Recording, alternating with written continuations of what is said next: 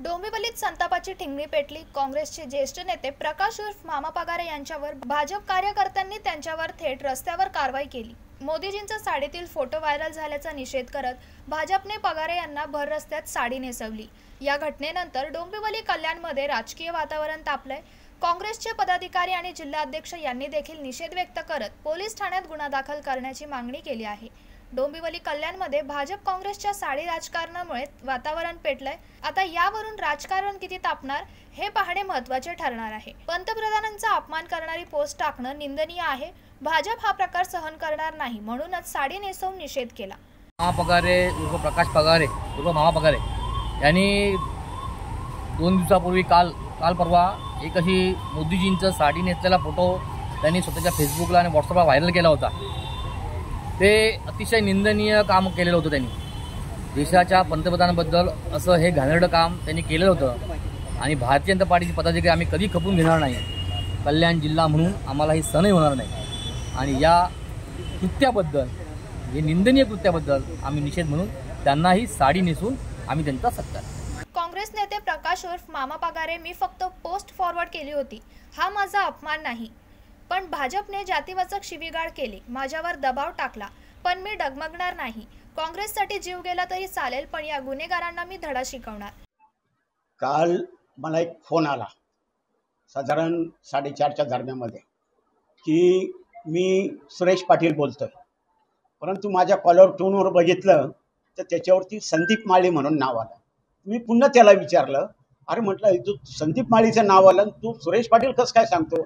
नाही, संदीप पाटलाच्या नावाने आहे माझ्याकडं। म्हटलं ठीक आहे, काय काम आहे? तर म्हणे आपल्याला तुमच्या एरियामध्ये सोसायटी डेव्हलप करायची, त्या डेव्हलप करण्यामध्ये मामा तुम्ही आम्हाला मदत केली तर आपलं ते काम सक्सेस होईल, तेव्हा आम्हाला मदत करा। आता तुम्हाला वेळ आहे का भेटायला? म्हटलं नाही, मी कलेक्टर ऑफिसला होतो नेमका। म्हटलं आज तर नाही, पण उद्या 11, 11:30 वाजता मी भेटेल, त्यावेळेस आपण बोलू। तर 11:15 त्याचा मला फोन आला का कुठे आहे? तर म्हटलं आता मी मोठा मुलगा आला आहे, म्हटलं तुम्हाला घेऊन डोळ्याच्या हॉस्पिटलमध्ये डोळे चेकअप करण्यासाठी जाणार आहे, तेव्हा ते आटपलं का मी तुम्हाला कॉन्टॅक्ट करतो, बघू आपण काय कोणती सोसायटी काय कुठं मदत लागली तर मी करतो। मी आतमध्ये गेल्यानंतर मग त्याचा परत फोन आला, कुठे आहे? म्हटलं आता मी खाली हॉस्पिटलच्या खाली उतरलो आणि ते आमचे माजी अध्यक्ष आहेत पुलिनभाई जैन, त्यांच्या ऑफिसमध्ये बसलो होतो।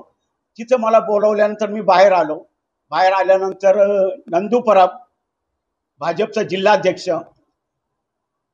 संदीप माळी, अशी 10-15 जण गाडीतून उतरले आणि गाडीतून उतरून लगेच मला सांगितलं की मोदीची पोस्ट मला दाखवली ती, ही तुम्ही व्हायरल केली का?